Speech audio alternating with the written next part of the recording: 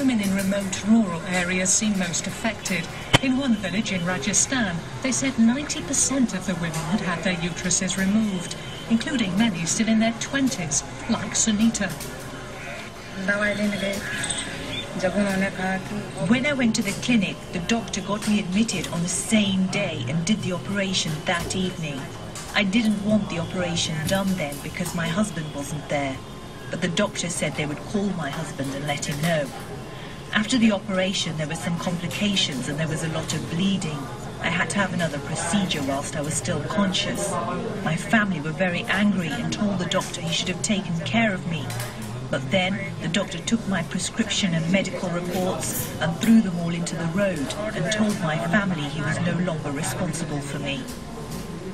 Once the operation has been done, it's hard to prove it was medically unnecessary.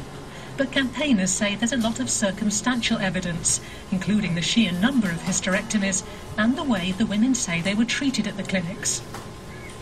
I am at loss to understand why hysterectomies were done in all these women in such a great haste, and since they were private providers, so they charged fee for almost everything which they did to them, and these women had to spend huge amounts from their already meager income.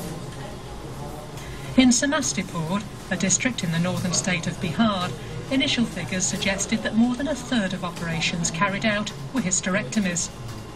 The district magistrate became so concerned about these figures that he invited women who'd had the operation to attend a government medical camp last August.